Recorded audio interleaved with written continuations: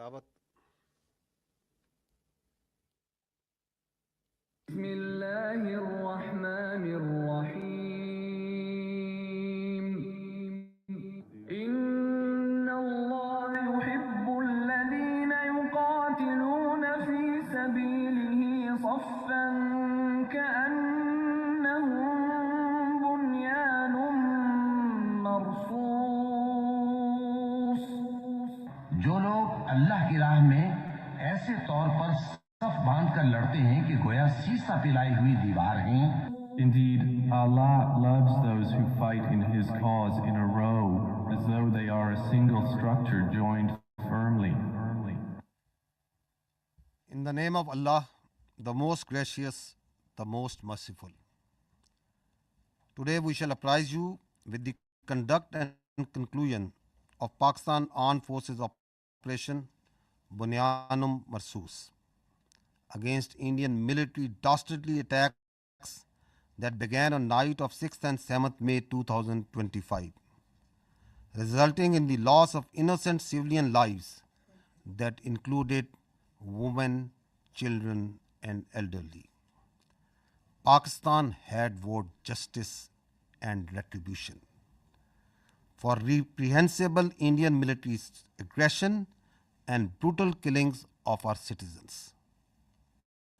Alhamdulillah, Pakistan Armed Forces have delivered the promise made to our people. I begin by thanking Almighty Allah for His infinite blessings, mercy, help and divine support, as He has ordained the believers to retaliate whenever they are wronged. We bow our heads to Him in utmost humility to have enabled us to translate our resolve into decisive actions in the battlefield. Our hearts and sympathies are with the wards and families of the Shuhada who sacrificed their lives for the beloved country, and our prayers are for the quick recovery of our injured countrymen. We extend our heartfelt gratitude to every officer, soldier, airman and sailor of the Armed Forces of Pakistan who made this success on the battlefield possible through their courage, professionalism and sacrifice. The Armed Forces of Pakistan express their profound appreciation and gratitude to the brave Pakistani nation whose moral strength, resolve and above all wholehearted support and prayers remained unwaveringly with us during these testing times, which became a force multiplier for the armed forces of Pakistan. We are specially indebted to the youth of Pakistan who became the frontline soldiers as information and cyber warriors of the country. Profound thanks are also due to you, the vibrant media of Pakistan, who also stood like Bunyanum Marsus, a steel wall against the Indian media information blitz and fuming as well as warmongering done by the Indian media. We are extremely grateful to the political leadership of all political parties without any distinction for the unified resolve in support of their armed forces for the defense of our motherland. The armed forces are specifically grateful to the inspiring leadership of the Prime Minister of Pakistan and his cabinet ministers for taking destiny-changing decisions of the country and steering it through this critical situation. Let me share now the operational details of Operation Bunyanum Marsus. Ladies and gentlemen, Pakistan's response was a textbook demonstration of integrated tri-services jointness enabled by real-time situational awareness, network-centric warfare capabilities, and seamless multi-domain operations. This synergy across air, land, sea, and cyber domains allowed for precision engagements, overwhelming lethality, and rapid tempo. All platforms operated in synergy, delivering coordinated effects at carefully selected decisive points. Using precision guided long range Fateh series missiles F1 and F2 of Pakistan Army, precision munitions of Pakistan Air Force, highly capable long range loitering killer munitions, and precision long range artillery. 26 military targets as well as facilities that were used to target Pakistani citizens and those enterprises that were responsible for fomenting terrorism in Pakistan were engaged in Indian illegally occupied Jammu and Kashmir and also mainland India. The targets included Air Force and aviation bases at Suratgarh, Sirsa, Bhuj, Nalia, Adampur, Bhatinda, Barnala, Halwara, Avantipura, Srinagar, Jammu, Udhampur, Mamoon, Ambala, and Pathankot, which all sustained major damages.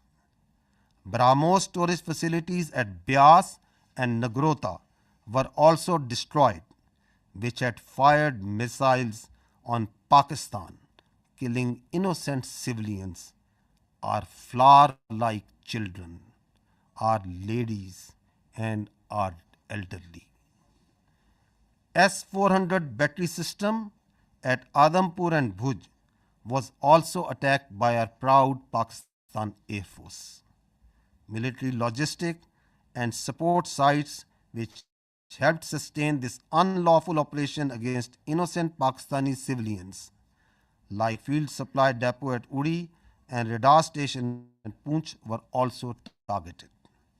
Military command headquarters, which helped plan the operational killing of our innocent citizens, especially the children, including 10th Brigade and 80 Brigade at KG Top and Nushaira, were also destroyed. Facilities which harbor, train, and capacitate proxy elements that perpetrate terrorist attacks inside Pakistan, which kill innocent civilians, were specifically identified and destroyed. These include intelligence fusion support units and its forward field elements at Rajouri and Nushaira. Across the line of control, military elements including headquarters, logistic bases, artillery position, and posts that had caused civilian casualties in Azad Jammu and Kashmir through unprovoked artillery and small arms fire were relentlessly targeted and heavily damaged until they raised white flags and asked for restraint. India used drones to violate Pakistani airspace to intimidate our civilians and spread fear. All through Operation Banyanum Marsoos, dozens of Pakistani armed drones hovered over Indian major cities and sensitive political and government facilities, including their capital, New Delhi. And from Indian illegally occupied Jammu and Kashmir all the way up to Gujarat to manifest clearly our lethal long-range unmanned capability to indicate the futility of the use of this domain in warfare. Pakistan Armed Forces also carried out comprehensive and effective cyber offensive to temporarily cripple and degrade critical infrastructure and services that were being used by Indian armed forces to sustain their operations. Let me tell you that Pakistan armed forces possess an adequate suite of very sophisticated niche military technologies, only some of which were used with restraint in this conflict, and there are many more such capabilities being kept as future surprises. Despite all this, let me say that compared to Indian relentless provocations, Pakistan's military response has been precise, proportionate, and still remarkably restrained. It was carefully calibrated to avoid civilian casualties and has exclusively targeted those entities and facilities which were directly involved in orchestrating and executing cold-blooded killings of Pakistani civilians and those carrying out terrorist attacks inside Pakistan. We must also inform you that Pakistan also sustained an abnormal and immediate spike in Indian-sponsored terrorism across Khyber Pakhtunkhwa and Balochistan while we were busy in operations on the Eastern Front. This vindicates that India is directly involved in fomenting terrorism in Pakistan, and its proxies were fully operationalized during this time to distract our attention. Pakistan armed forces are resilient, and simultaneously with the conduct of Operation Bunyanum Marsoos, we carried out most effective counter-terrorism operations in the western region without any pause. Operation Bunyanum Marsoos has been a great example of coming together of all elements of national power with overwhelming support of Pakistani public to effectively counter the threat to our national sovereignty and integrity and the threat to our great motherland. No one should have any doubt that whenever our sovereignty would be threatened and territorial integrity violated, the response would be comprehensive, retributive, and decisive.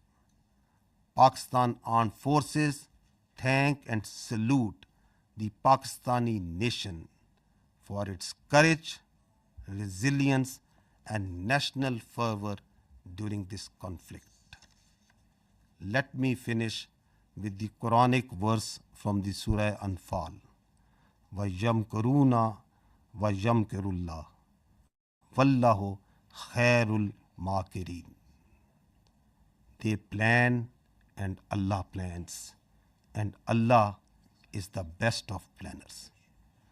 Pakistan Zindabad, Afaj Pakistan, Paindabad. Now, ladies and gentlemen, I will read out this statement in Urdu for our citizens of Pakistan in general. बिस्मिल्लाहिर्रहमानिर्रहीम। आज मैं आपको पाकिस्तान की मुसल्लह अफवाज के operation बुनियानुम मरसूस की कार्रवाई और इसके नताइज से आगाह करना चाहता हूँ, जो भारत की बुज़दिलाना फ़ौजी जहरियत के जवाब में किया गया। ये हमले 6 और 7 मई 2025 की दरमियानी शब शुरू हुए, जिनके नतीजे में मासूम शहरी, जिनमें ख़वातीन, बच्चे और बुज़ुर्ग शामिल थे, शहीद हुए। पाकिस्तान ने भारतीय जहरियत और हमारे शहरियों के बेहमाना कत्ल पर इंसाफ और इंतकाम का वादा किया था। अल्हम्दुलिल्लाह पाकिस्तान की मुसल्लह अफ़वाज ने ये वादा पूरा किया। मैं सबसे पहले رب ذوالجلال کا شکر ادا کرتا ہوں۔ میں سب سے پہلے رب ذوالجلال کا شکر ادا کرتا ہوں جس کی بے پایاں رحمت، نصرت اور مدد ہمارے ساتھ رہی۔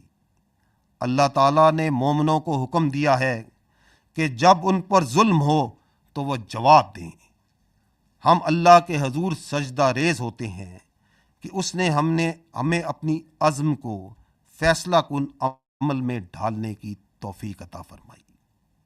ہمارے دل اور دعائیں ان شہداء کے خاندانوں کے ساتھ ہیں جنہوں نے اپنی جانیں مادر وطن پر قربان کر دیں۔ ہم زخمیوں کی جلد صحت یابی کے لیے بھی دعا گو ہیں۔ ہم پاکستان کی مسلح افواج کے ہر آفیسر، سپاہی، ایئر مین اور سیلر کے بے حد مشکور ہیں جنہوں نے اپنی جرت، پیشہ ورانہ مہارت اور قربانی سے میدان جنگ میں کامیابی کو ممکن بنایا۔ ہم پاکستان کی مسلح افواج پوری قوم، خصوصاً نوجوانوں کے جذبے، حوصلے اور بھرپور حمایت پر دل کی گہرائیوں سے شکر گزار ہیں، جنہوں نے مشکل ترین وقت میں ہمارے حوصلے کو کئی گنا بڑھایا۔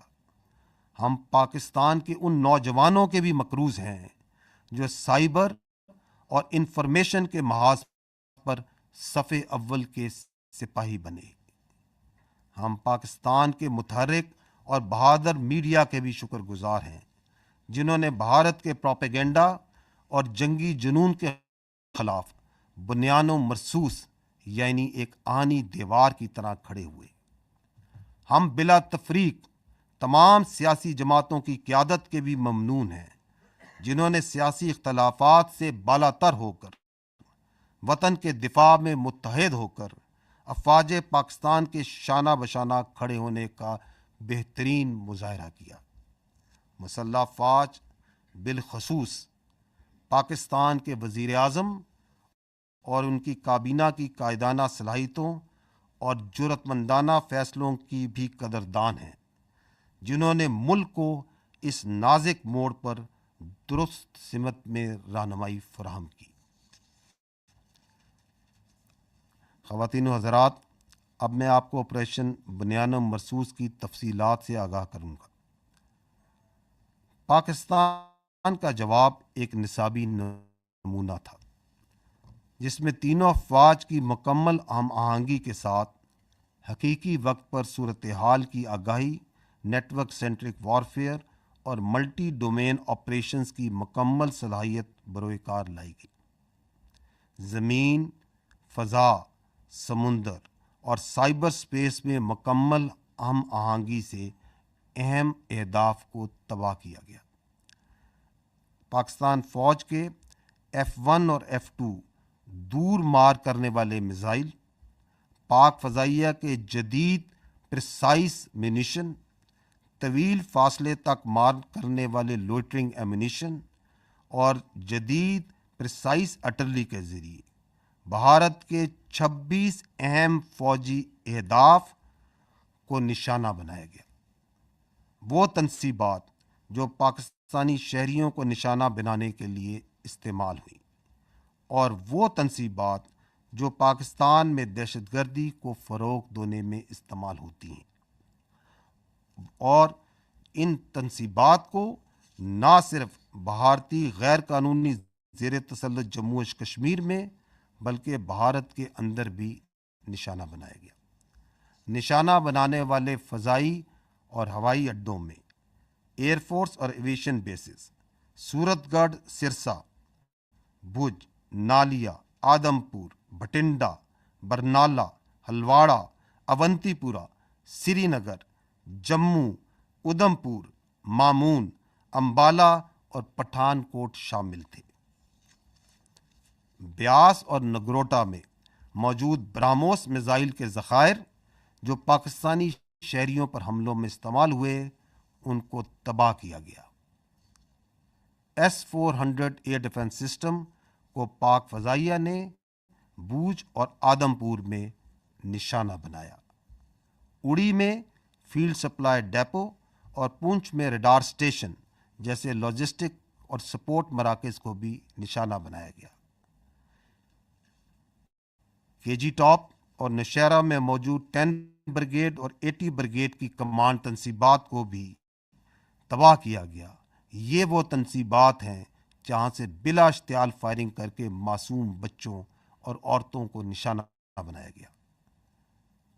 راجوڑی اور نوشہرہ میں موجود ملٹری انٹیلیجنس کی یونٹیں اور ان کے فیلڈ عناصر جو پاکستان میں دہشت گردی میں ملوث پراکسیز کو سپورٹ دیتے تھے، ان کو بھی ختم کیا گیا۔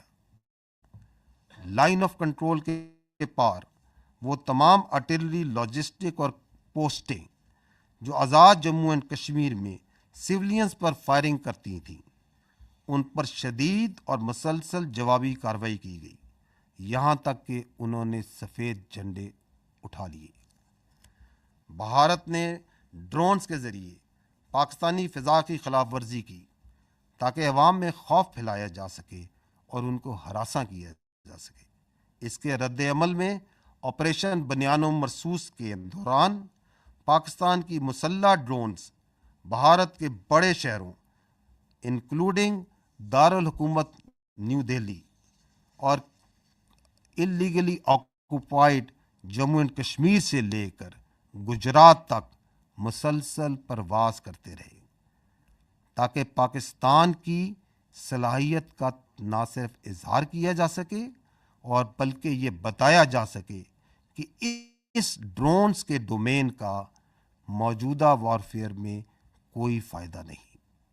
پاکستانی فوج نے بھرپور سائبر حملے بھی کیے، جن کے نتیجے میں ان بھارتی اہم مواصلاتی اور انفراسٹرکچر نظام کو مفلوج کیا گیا جو کہ بھارتی فوج کے استعمال کر رہی تھی۔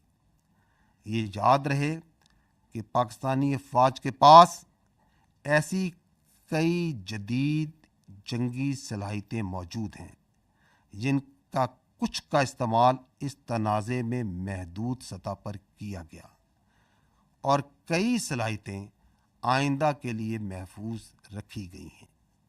ان سب اقدامات کے باوجود میں واضح کرنا چاہتا ہوں کہ بھارت کی مسلسل اشتعال انگیزی کے مقابلے میں پاکستان کا رد عمل نہایت درست، متوازن اور محدود نوعیت کا رہا۔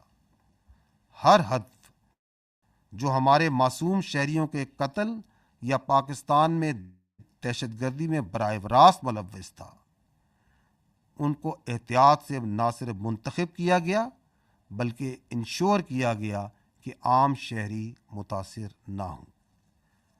ہم یہ بھی واضح کرنا چاہتے ہیں کہ جب مشرقی سرحد پر افواج پاکستان دفاع میں مصروف تھیں تو خیبر پختونخوا اور بلوچستان میں بھارتی سرپرستی میں دہشت گردی میں غیر معمولی اضافہ ہوا، جو اس بات کا دوبارہ ایک ناقابل تردید ثبوت ہے کہ بھارت پاکستان میں دہشت گردی کو اپنی پراکسیز کے ذریعے فروغ دے رہا ہے۔ تاہم افواج پاکستان نے مغربی محاذ پر بھی انسداد دہشت گردی آپریشنز کو بغیر کسی وقفے کے کامیابی سے جاری رکھا۔ خواتین و حضرات، آپریشن بنیان و مرصوص ایک ایسی شاندار مثال ہے جہاں قوم کی تمام طاقتیں متحد ہوئیں اور متحد ہو کر مادر وطن کے تحفظ کے لیے کھڑی ہو گئیں۔ کسی کو بھی کوئی شک نہیں ہونا چاہیے کہ جب کبھی ہماری خود مختاری یا سرحدوں کی خلاف ورزی کی گئی، ہمارا رد عمل جامع، جوابی اور فیصلہ کن ہوگا۔ افواج پاکستان پاکستانی قوم کو اس کے حوصلے، عزم اور حب الوطنی پر سلام پیش کرتی ہے۔ اور آخر میں سورہ انفال کی ان آیات پر ختم کرنا چاہوں گا، وَيَمْكُرُونَ وَيَمْكُرُ اللَّهُ وَاللَّهُ خَيْرُ الْمَاكِرِينَ۔ وہ تو اپنی تدبیریں کر رہے تھے اور اللہ اپنی تدبیر کر رہا تھا اور وہ سب سے مستحکم تدبیر کرنے والا ہے. پاکستان زندہ باد، افواج پاکستان پائندہ باد. اب میں آپ کو اس آپریشن کی مزید جزیات سے آگاہ کرنے کے لیے آپ کی توجہ اسکرین کی جانب مقبول کرانا چاہوں گا.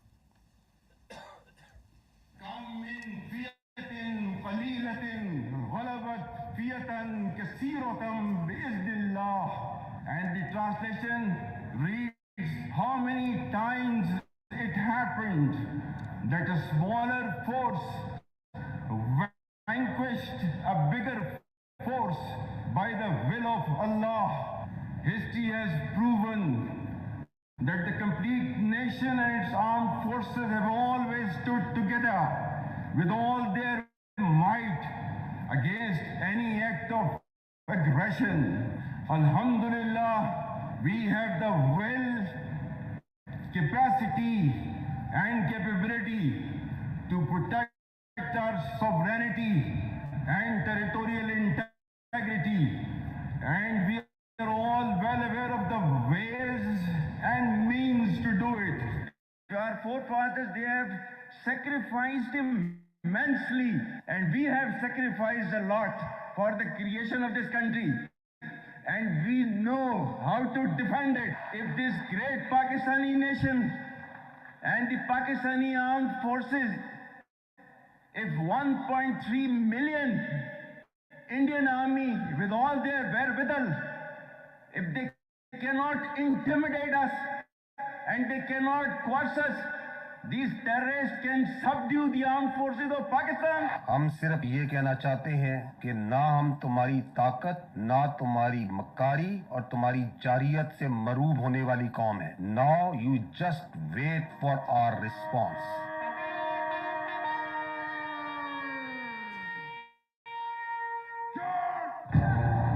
Bismillah ar-Rahman. Today on 10th May at the time of Fajr, we have given a strong punch to our enemy. Alhamdulillah. Today is 10th May 2025 and this is a smashing response to a coward enemy and it will inshallah continue.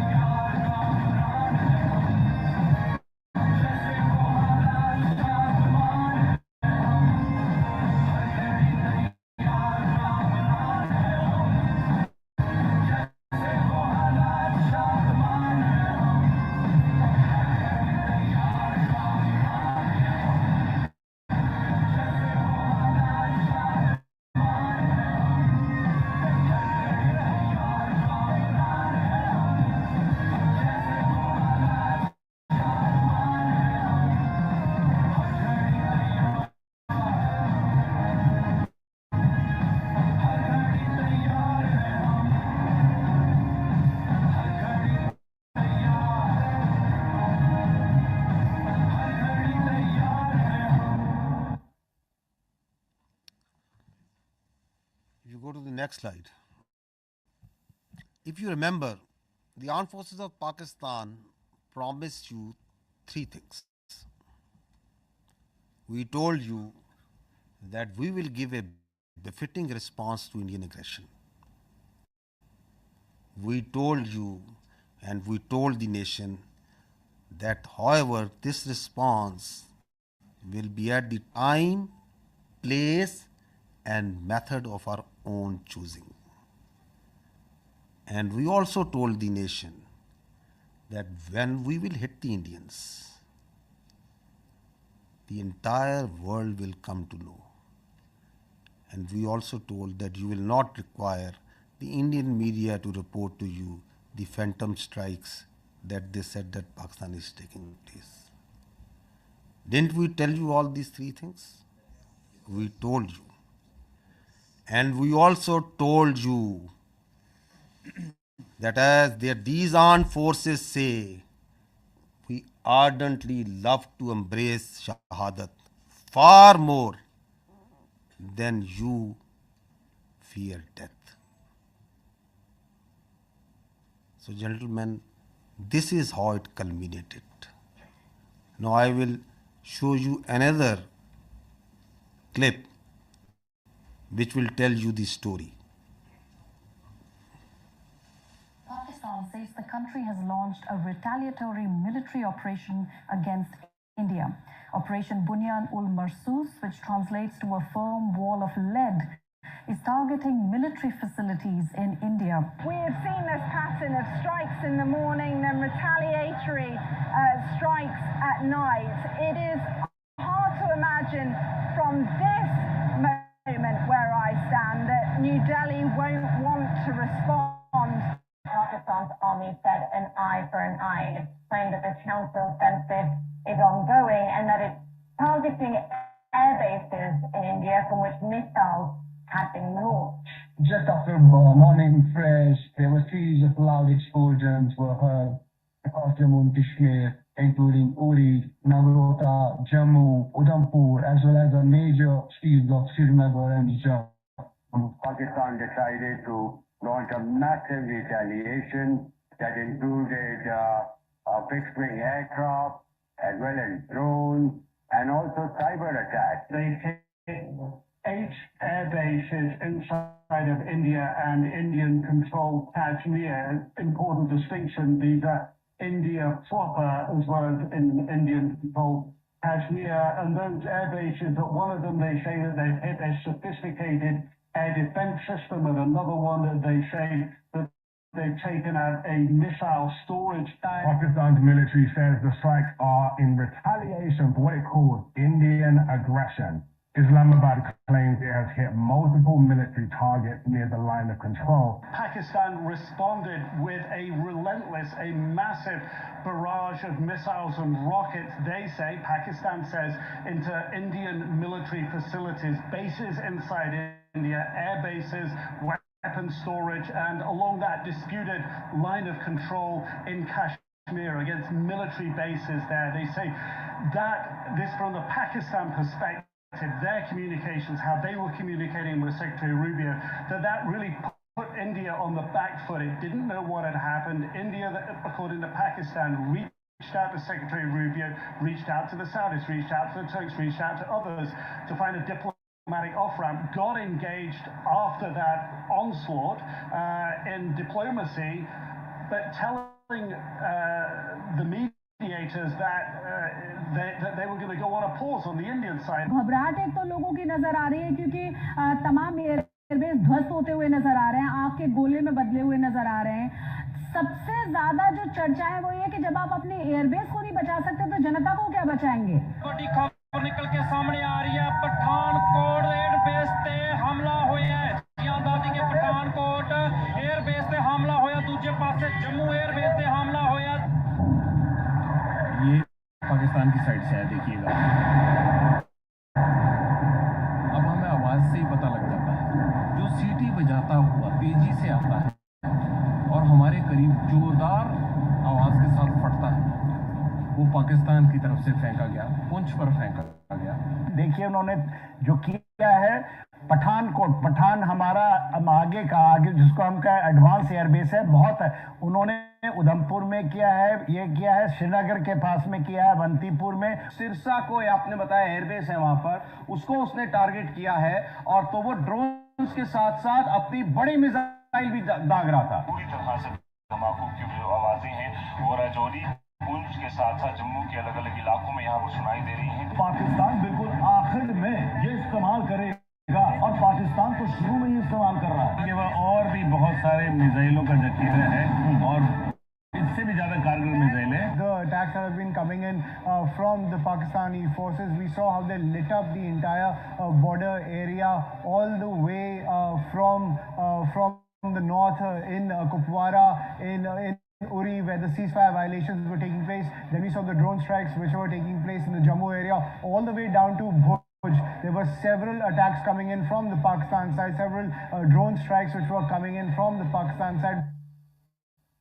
So again remember and see that didn't the whole world hear and report? Because that's what we promised. Your armed forces promised and delivered that. Now I would like to draw your attention to the next clip, that how the Indian Ministry of Defence itself reported this. Pakistan military continued civilian provocations, carrying out aggressive actions, employing multiple threat vectors all along the western border. Pakistan employed UCAP, drones, long-range weapons, loitering munitions and fighter aircrafts to target military infrastructure. Pakistan military also resorted to air intrusions using drones and firing of heavy caliber weapons along the line of control. Air intrusion and several harassment attacks were also attempted from Srinagar till Nalia at more than 26 locations. Damage was sustained to equipment and personnel at Indian Air Force stations at Udhampur, Pathankot, Adhampur and Bhuj. There were also several high-speed missile attacks noticed with heavy damages to other military stations in Kupwara, Baramulla, Poonch, Rajouri and Aknoor sectors continued. Indian Armed Forces reiterate their commitment to non-escalation, provided it is reciprocated by the Pakistan military.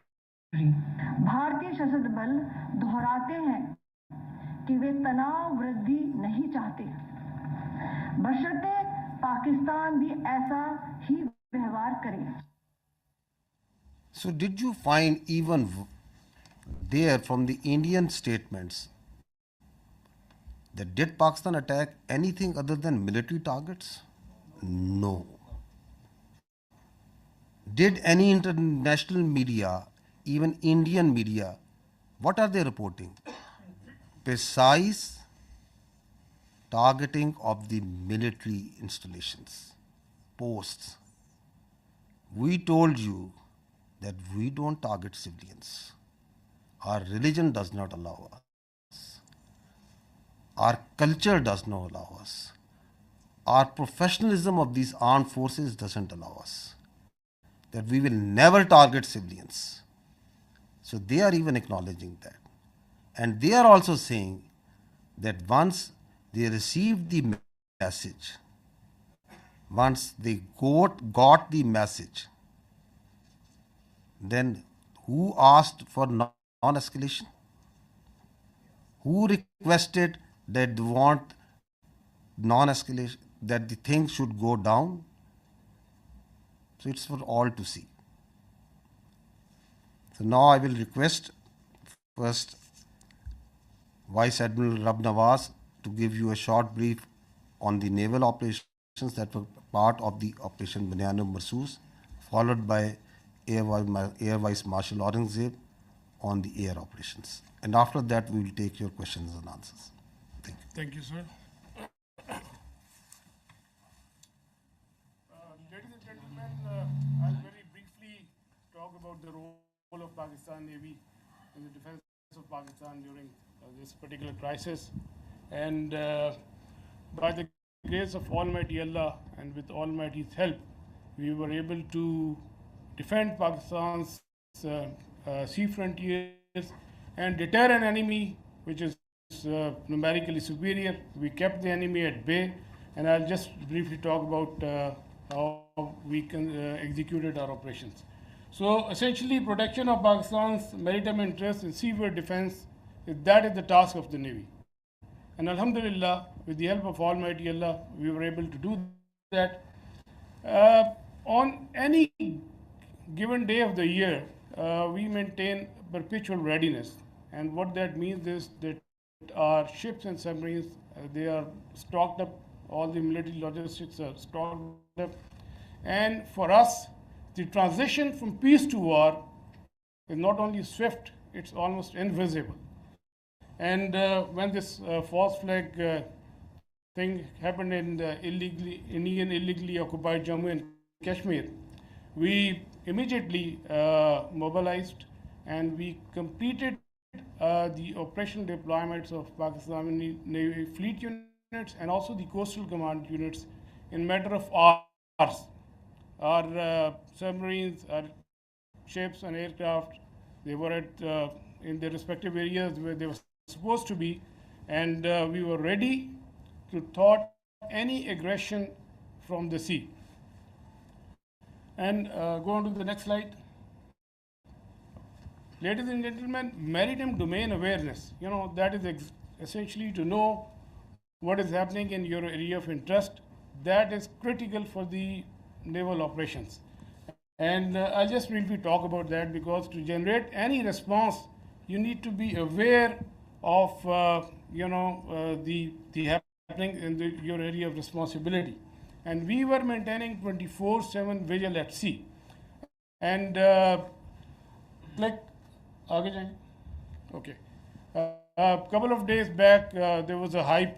You heard about INS Vikrant approaching Karachi, and I'll just briefly tell you that we were keeping a very close eye on the activities at sea. And this is essentially the Indian Navy's surface disposition throughout these days. They had a couple of ships in this particular area. They were moving around in this area. And then there's a ship off Salala, which is operating over there.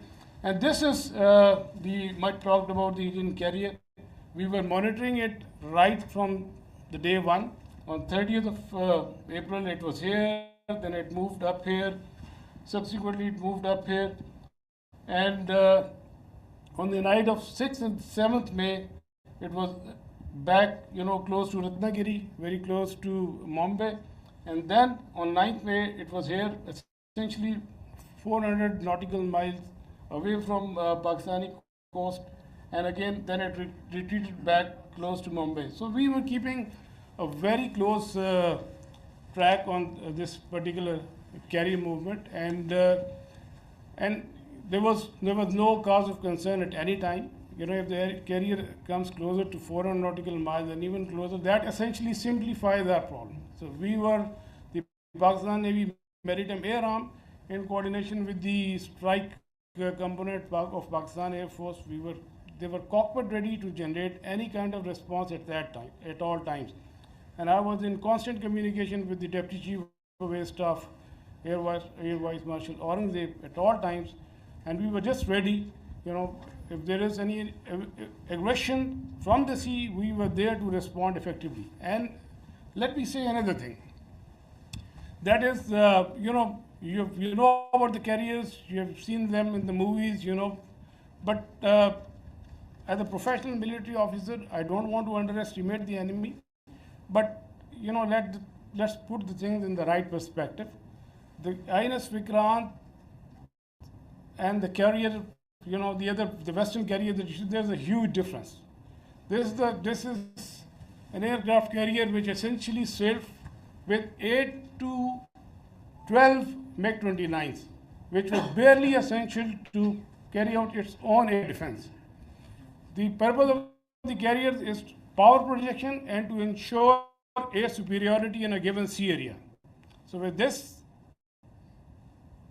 less said the better. This is simply not possible, and the Indian Navy exactly knew this, and that is precisely why on the night of 6th and 7th, when they carried out this cowardly attack on the civilians, they moved this carrier to the safety of their own coast, well away from Pakistan's strike capability, close to this Ratnagiri area. And again, on the night of 9th and 10th, it was moved very close to the Mumbai. It was essentially 17 to 20 nautical miles off Mumbai. But we were keeping a track. We were fully aware of their movements in this area, and we were always ready to generate a response in coordination with the Air Force, especially in case of the aircraft carrier. Subsurface elements, the offensive element, they were offensively deployed, they were in their respective areas and ready to generate a response. And also,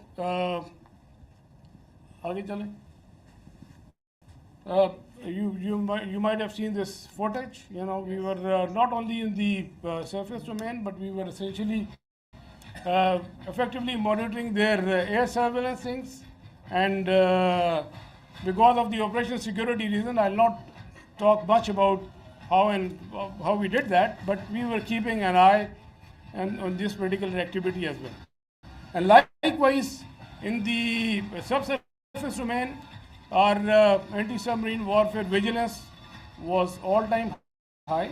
We were monitoring the movement of their submarines when they left their shores, and we exactly, had an idea where they would be, and we had our ASW surveillance and suppression effectively going on at all times. Likewise, another component of Pakistan Navy's responsibility is the defense of the Creek area. We had our coastal command units deployed over there in close coordination with headquarters 5 core elements, Pakistan Army elements, and they were poised to defend this particular area in case of any aggression from the south.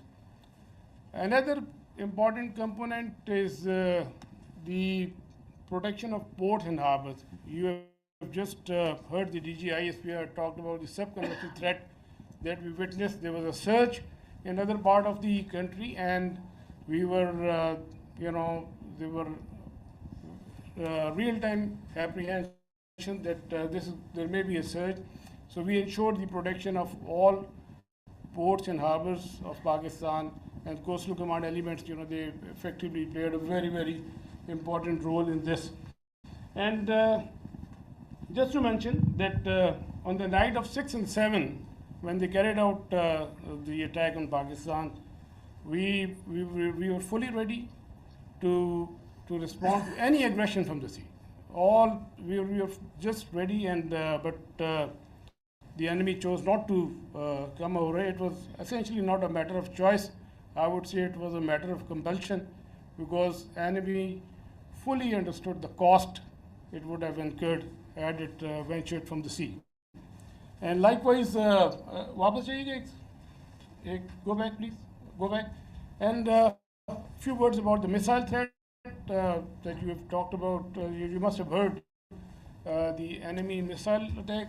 We were keeping a very close eye on enemy deployment in this area, from where they can potentially launch a missile threat towards Karachi. We were fully aware, and we had our response ready to in that eventuality. And go on to the next slide, please. Ladies and gentlemen, all operations, whatever we do in the military domain, they are to create certain effects.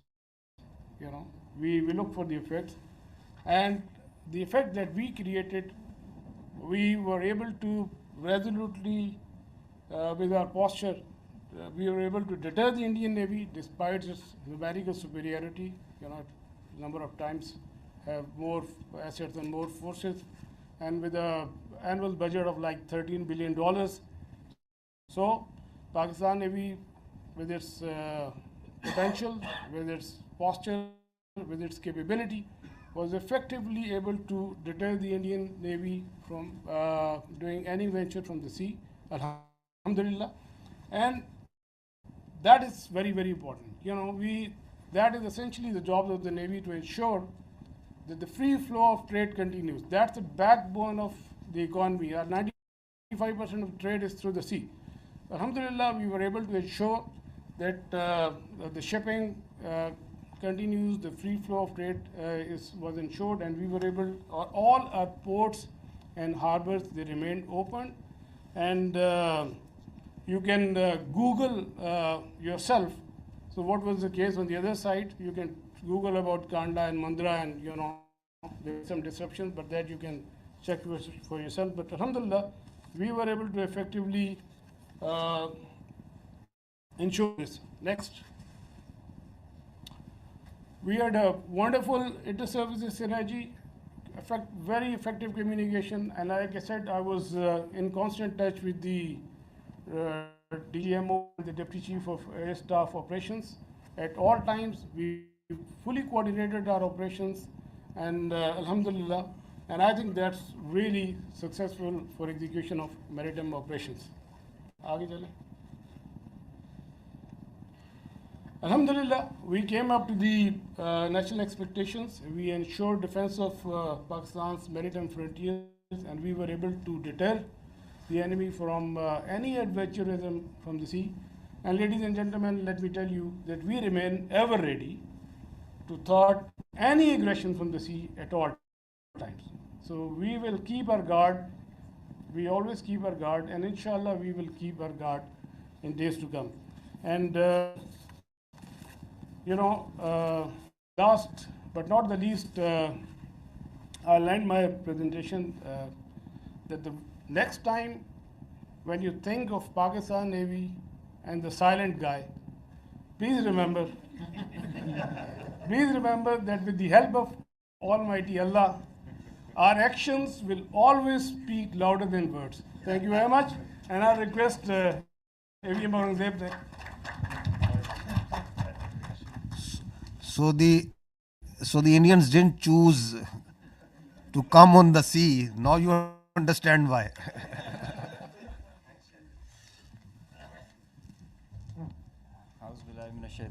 Bismillahirrahmanirrahim.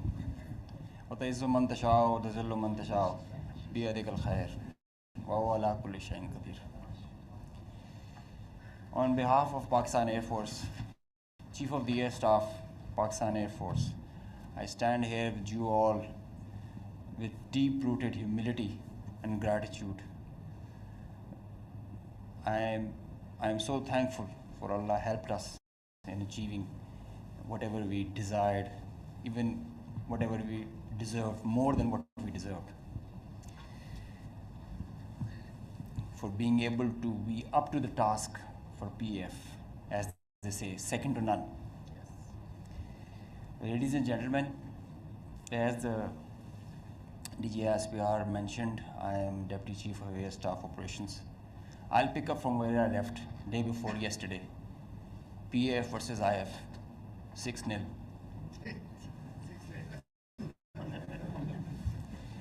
The PF's response has strengthened Pakistan's national security. And it has even strengthened our commitment, the enduring commitment the PF has for stability and peace. I have no doubt, and I can say with assurances, that the real genius and the mastermind, the cerebrum behind the design and the aim and the structure, the game plan of PF was the Chief of the Air Staff, Air Chief Marshal Zahir Ahmed Babad Sidhu. He asked us to do 3 things in our response: re-establish deterrence, neutralize key threats, retain control of air. And I will show you in my presentation how we try to do that. Slide. During the befitting response that we generated in our first episode, we iterated the IF's pride, the Rafales, resulting in this entire fleet almost coming to a standstill in a ground position. You could see that they were not flying after that. At least not close to their western border. This reduction in flying to bare minimum actually reduced their liberty of action. They curtailed their options. Slide. This is the Pakistan's air defense environment. Pakistan air defense environment is offensive, it's integrated, it's credible. And I'll show you. I've initiated having no space with their manned aircraft. They initiated with their unmanned aircraft operations, targeting Pakistan's civilian population and their infrastructure. Here you see all these spots all across the swath of drones and UAVs who are coming inside our territory, which is being picked up by all our radars from the moment they were entering, even before that. Slide. Now, PF's air defense environment is suitably configured to detect enemies' low RCS radio radar cross-section, high and slow speed platforms. That you can see that they are all visible by the time they are entering. Slide. So the anti-drone systems of Pakistan Air Force and Pakistan Army also and Navy, they rendered the enemy US drones attacks ineffective by spoofing, jamming, and making their systems rendering them unserviceable. Slide. All drones with low cross section also were detected, rendered useless through utilization of the indigenous GPS jamming systems that we have, the data and the SATCOM link denial that we created through our indigenous systems that we have made ourselves. So whenever those systems were attacked with the soft kill, they had their error induced into the GPSs and they were going haywire. And whenever they were coming closer to any civil population or civil area of high value, a direct or a hot kill was achieved on them. Slide. So here you can see they were neutralized mid-air with the hard kill whenever they were coming close to any population or any area. Being in a sparsely populated area, they were left all alone and they were applied with the soft kill. Slide. Now, after that, when the US chapter was over and they were fearing PF's retribution, in utter desperation, the IF resorted to a highly escalatory, very irresponsible surface-to-surface and long-range vector application. You can see this is Suratgarh and this is our base Rafiki. This is our eastern border, and you can see the BrahMos, high-speed BrahMos traveling almost at 3,000 kilometers per hour, who are going over there and coming numerous one after another. And now they were being attacked with PF's soft kill. We were inducing the errors into them, into the GPSs, which increase their CEP, the probability of missing their target increases, and hard kill was also achieved. Here you see one of the US has gone, if by the end of the slide you will see one of the US has overshot the target and gone ahead. This is the radar picture. You can see that they are going, this target will, this BrahMos will miss the target and will go ahead and fall in some no man's land. And they are being, one after another, they are coming back, crossing the borders. They are being picked, slide. They are being picked as soon as they are being launched. So real-time launch, mid-flight and terminal phase of all SSM, PF has the capability. Our air defense system, as I just mentioned, is very offensive, integrated, and credible. So here you see that they are being launched from Bhuj area. This is the southern part of the country. And this is our airfield Bhulari. You must have mentioned, you have seen there were a lot of mention from the our counterparts. Here you see this BrahMos is coming. It's almost reaching the target, and you'll see when we will apply the soft kill, look what happened to it.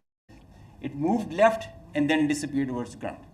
This is the radar evidence that we have that there so many of their vectors missed the targets. A lot of them did make because they were throwing like hundreds of them. Next slide. There's one more very interesting thing that I would like you to all see. This is where it is launched from our eastern side towards Jaisalmer. This is our airfield Shahbaz, Jacobabad. Now this BrahMos is crossing on top of Shahbaz and it is going towards our western border, almost to our neighboring country towards that. You can see this is going there, it's going ballistic. Now they are not even threatening their neighbor, they are threatening the regional stability of the whole continent and the larger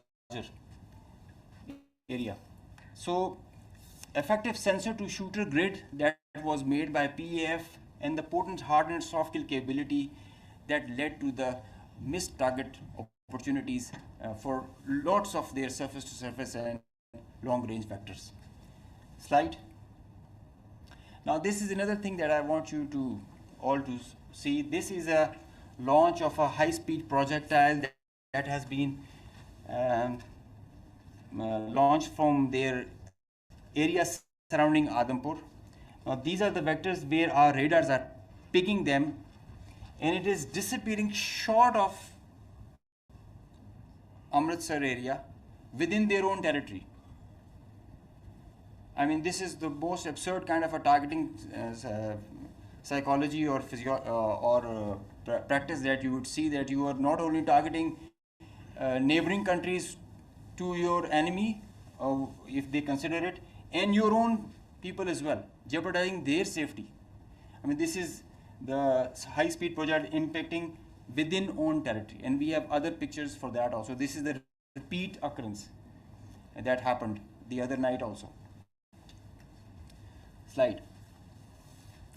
Now the PF's response, I would like you all to pay attention to that because this is kind of a dizzy slide, but I will go one by one so that it's all clear. PF's response, PF's effective spectrum warfare, which supplemented the kinetic ops that we envisaged to take. The integrated, seamless, synchronous utilization of EW, cyber, and space domains, coupled with the synergetic all-domain offensive response, which orchestrated following a very intricate targeting mech. The mechanism that we undertook to engage the targets of swift, calibrated, effect-based approach to operations, which was undertaken across complete swath of the Indian Western Front. Now you have seen in the video montage that the whole border was exposed by PF and our armed forces. So starting from the north across LOC till Kandla,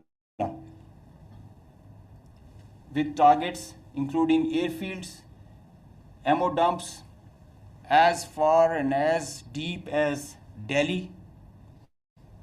I mean, you can say something about Islamabad, which is a stone's throw distance, and Delhi with, as the DGISPR mentioned, some others cards up our sleeves with more ranges. The Barnala C2 center, which is the heart of their IACCS, and other airfields, Nalia Bhuj and Kandla, as they mentioned. You can see, Google it also so that you can see the effects. PF's hypersonic missiles, unmanned force, standard weapons, and long-range vectors all were on the menu for the multi-domain operations that we undertook. So PF's utilization of niche and disruptive capabilities struck deep inside them. And there were like hundreds of drones that were there.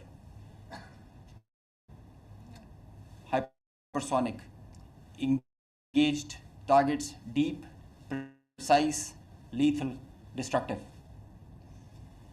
Slide. Just go back. I will explain the slide that is coming ahead.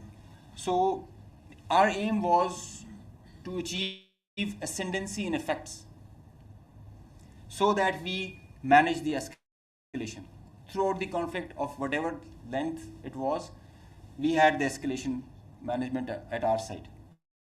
So within a short span of time of couple of hours, we had really saturated our friendly neighborhood. Next slide. This much talked about S-400 threat. As I mentioned that we were giving special attention to the Rafales in the air, so we gave our remaining part of our attention to the S-400 on ground.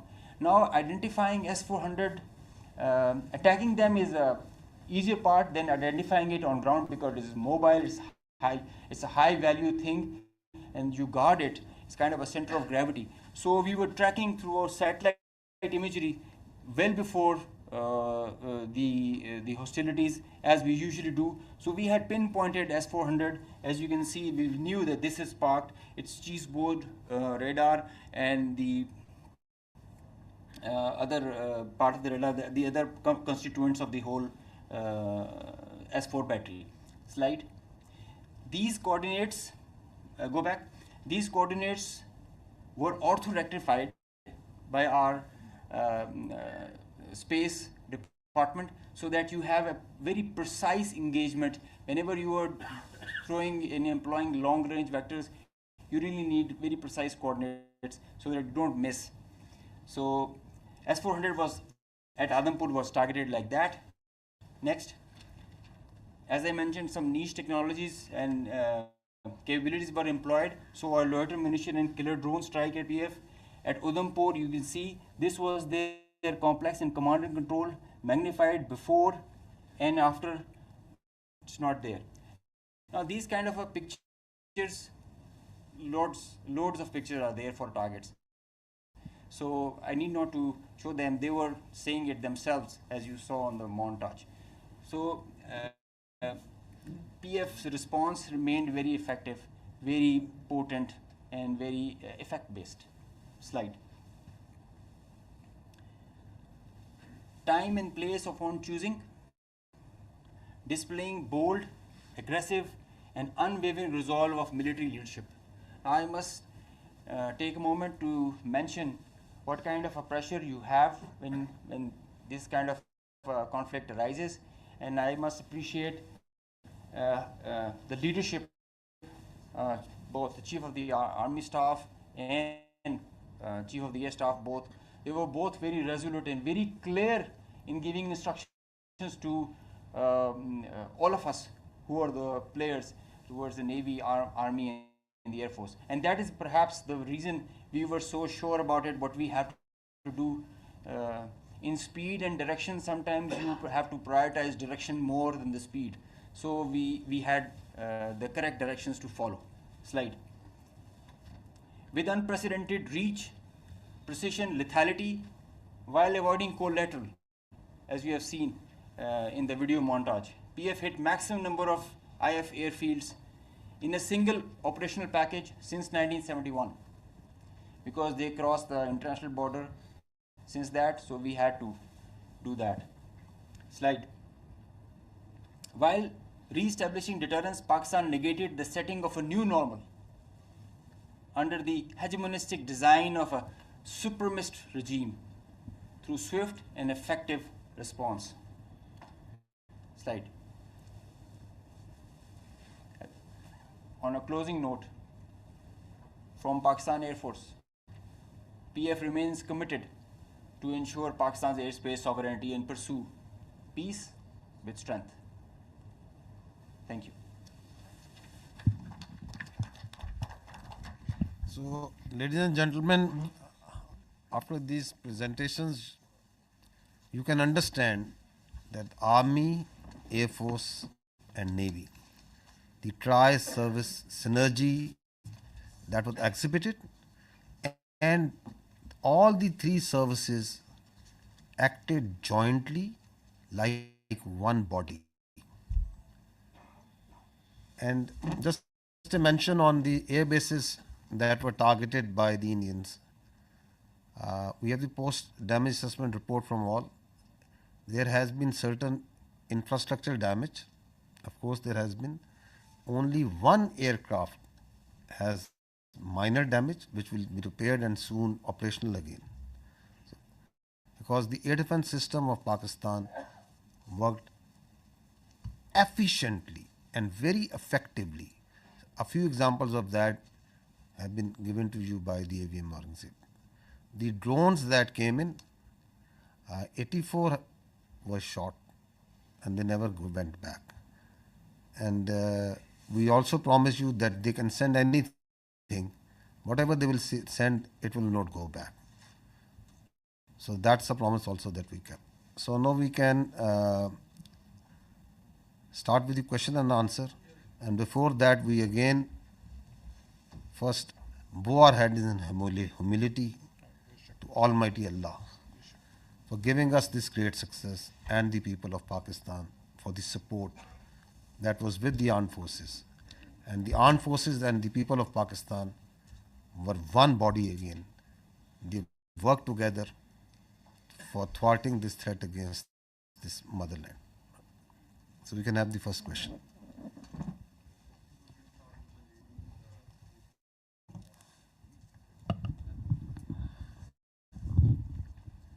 Thank you very much, sir.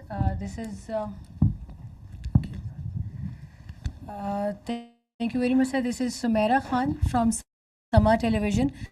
And first of all, let me convey the pulse of the nation as well. They obviously they cannot reach you in person, every one of them, but the heart of felicitation is indeed with you from the masses of Pakistan, specifically youth. You mentioned very rightly. My question is, in that whole span of escalation, the Indian government had been issuing extremely provocative statements regarding initiation of war, and not just the government, but unfortunately their media was also, to me it seemed very war frenzy. And but in that whole time, in the meanwhile, I saw Pakistani side, and I saw you very defensively responding to all the hegemony and Indian aggression. So I just wanted to know that it was part of your strategy. What was that, or you never wanted that escalation to rise to all those levels? And a quick comment from Aurangzeb as well, that the multi-domain, how would you elaborate it? How did you incur it in the PF strategy to kill the Indian side in the battlefield? Thank you. As far as question to the escalation is concerned, let me say it. The reality is that in a conflict which is between two rival nuclear powers, such a conflict is actually an absurdity, and it is inconceivable and sheer stupidity. Why? Because that conflict can lead, in the case of Indo-Pakistan, India-Pakistan, can lead to the peril of more than 1.6 billion people. So, in reality, there is no space for war between India and Pakistan. And if anyone wants to carve out this space for war, he is actually carving out space for mutual annihilation. So that is why you saw that in this conflict, Pakistan acted in a very mature manner. And through conventional forces, we maintained escalation control. Through conventional forces, we gave them a two-notch up response. while also ensuring that these forces, the Pakistan Army and the other forces that were employed on the Western Front, on the counter-terrorism operations, no pull is also exerted on them. Thank you.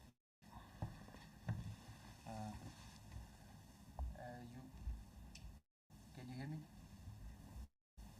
Okay, you just asked regarding the multi-domain operations. It's a very good question because this is the buzzword nowadays, but it's not actually something in the air. It's a actual real milestone for PEF.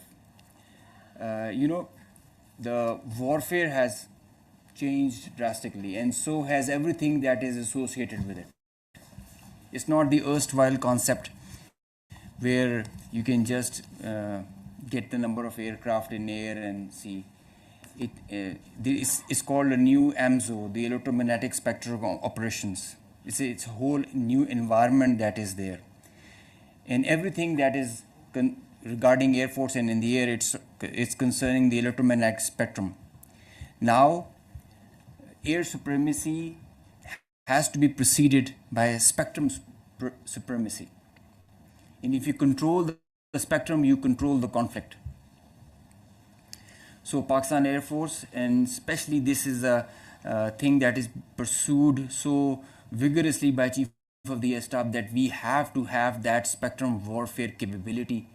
And you saw how we manifested it. It is a combination of EW, space, cyber, air, land, and sea, command, control, communication, infrastructure, information. All these things, they are in the wider spectrum of electromagnetic operations. And that is how you create an environment. You create a EW web that you manifest in the whole operations. It has to be choreographed at each step and when to administer what. And it has to be preconceived. I mean, you can't do it randomly, and you cannot just do it on your whims. So you have to understand the whole idea and whole architecture. It might get pretty technical, but multi-domain operations is the need of the day, and all those air forces who kind of relegate it, they end up in the wrong side of the barrel. So Pakistan Air Force prioritizes it. We have our own Spectrum Warfare Operations Center, which is controlling the even in a small battle or an engagement to a larger campaign. Because now all the players who are there, all aircraft, they have so much of sensors, and there's so much of fusion going on, the data links, the software defined radars, they're all thriving on the electromagnetic spectrum or being challenged by it. So each player is taking a campaign level decision, the kind of information he is having, and if he doesn't get that information, he is redundant. So electromagnetic warfare is the need of the hour, and multi-domain operations is what carries you, propels you to perform and achieve the mission success with mission survivability, denying the same to the enemy. Thank you.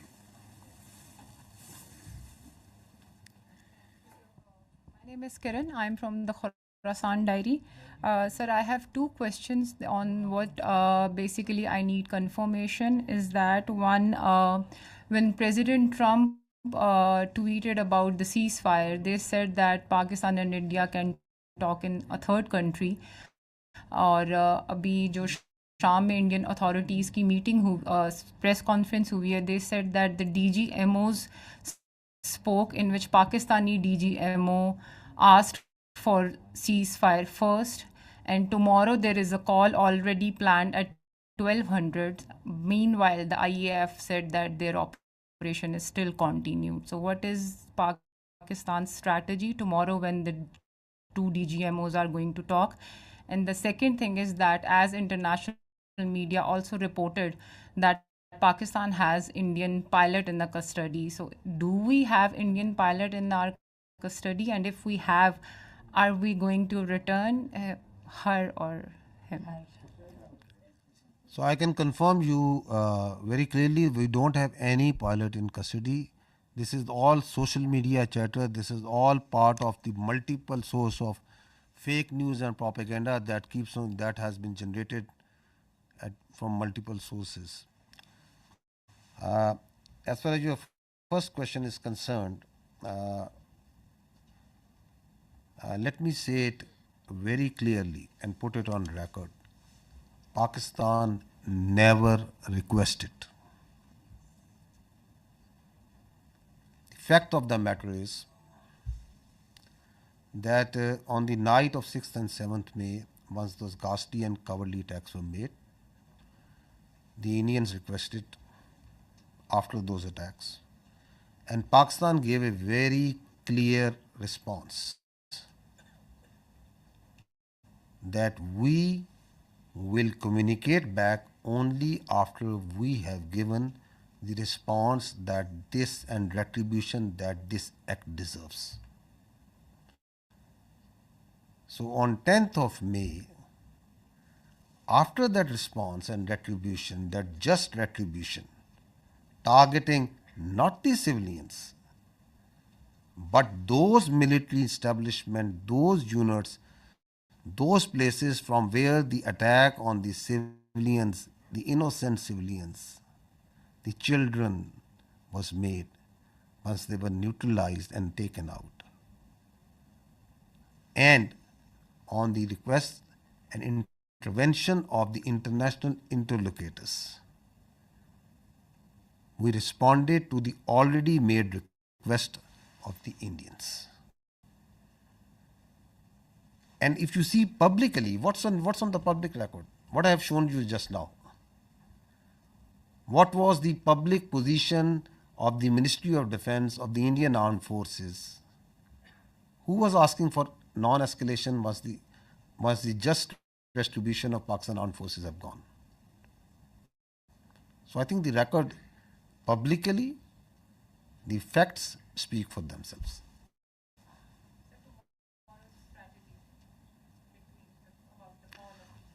You want me to make public that what strategy are we going to adopt?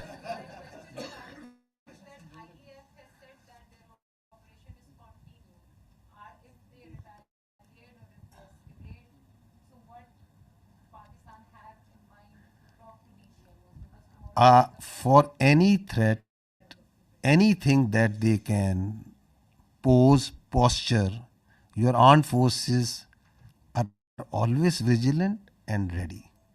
We have proved it on ground multiple times. We can prove it. So, and we don't respond, and we are not here for a response that what they said, and so it's not that what they said that I have to say.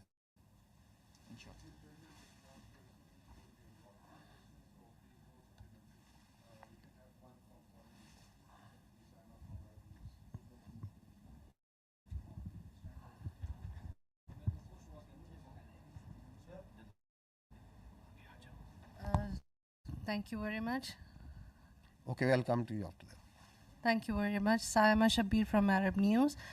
Sir, my question is related to tomorrow's meeting by DGMOs. Pakistan has declared the suspension of Indus Water Treaty as an act of war. So if tomorrow on the agenda, this Indus Water Treaty suspension is on the table and India does not call it off, I mean, it does not regulate it again, and it is suspended till the time. So what would be the strategy by Pakistan Army, because Pakistan has called it an act of war? So the position of the government of Pakistan on the Indus Water Treaty is absolutely clear, and no further comment is needed on that.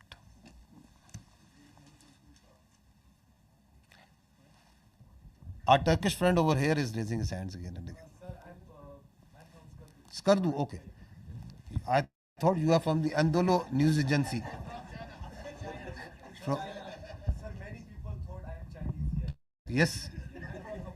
Khaplu, great place. Great place. I am from Kapul Chwar at the border area. Okay.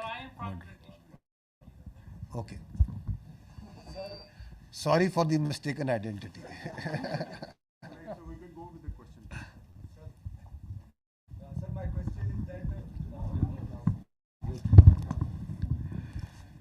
Ahmad Mansoor 24 news سے تعلق ہے. General صاحب, ہماری جو forces کی leadership ہے اس کے لیے بہت کچھ کہنے کو ہے, لیکن میں صرف یہ کہوں گا کہ جو باڈی لینگویج سٹرائکس آپ نے کی ہیں اس سارے کنفلکٹ میں, انہوں نے بھی بارڈر پر بڑا کچھ ہلا کے رکھا ہے. سوال سر میرا یہ ہے کہ مسئلہ کشمیر ایک ایسا ہے کہ اس کی وجہ سے دو ایٹمی جو طاقتیں ہیں وہ ایک خوفناک جنگ پوری دنیا کو ہلا کے رکھ دیتی ہے. اس دفعہ پھر یہی ہوا, اور ابھی جو صدر ٹرمپ نے ابھی جو دوسرا ٹویٹ کیا ہے, انہوں نے مسئلہ کشمیر کو ایک متنازع علاقہ قرار دیا ہے, اس کا ذکر متنازع خطے کے طور پہ کیا ہے. تو انڈیا تو اس کو اپنے طور پہ اس کو غیر متنازع کہے بیٹھا ہے, لیکن کیا یہ ایک بڑا نادر موقع نہیں ہے, سنہری موقع نہیں ہے پاکستان کے پاس کہ اب اس جو کنفلکٹ کے تناظر میں, اب چونکہ دنیا بھی رابطے میں ہے, سب کی نظریں ہیں اس پہ, تو پاکستان دوبارہ مسئلہ کشمیر کو عالمی سطح پہ لے کے جائے, کوئی اس منطقی انجام اس کا ہو جائے؟